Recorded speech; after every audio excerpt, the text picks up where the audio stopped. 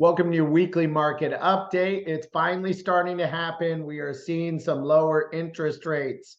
This was last Wednesday's Fed meeting. So a week ago, we had the Fed talk about they may continue to pause the rate hikes.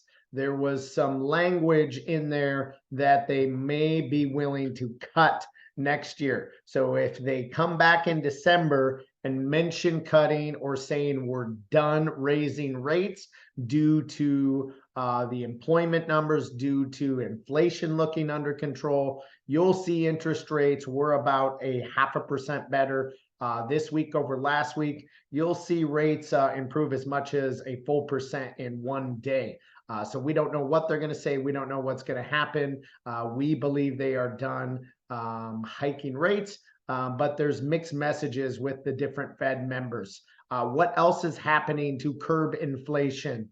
Unemployment benefits are lasting longer, meaning people are needing to stay on unemployment longer. I know that's a bad thing for the people going through it, but it's a good thing for inflation coming down.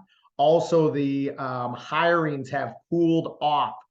So people are keeping their jobs. There's just not as many job postings and job creation out there, which is good for wage inflation. So part of this is because people are making good money and wages have been outpacing the price of goods going up, which is inflation. So that's called wage pressure inflation. So we need that to stop.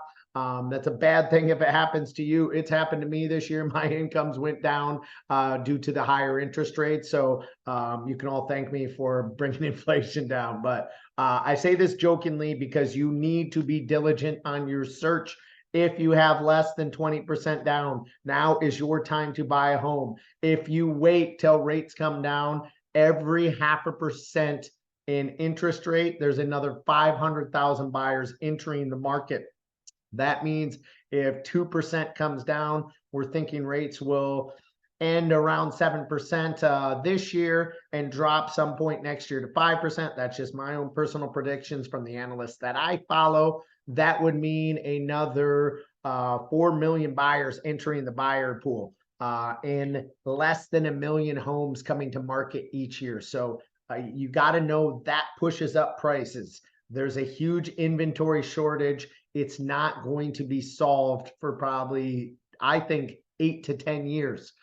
So stay the course, be aggressive, especially if you have a lower down payment during this typically slow time during the fall and winter, because I believe rates will be coming down next spring and you will have a lot if you wait till next spring in competition, and it will drive up the price. So go get that good price now, negotiate on the price, maybe get some credits.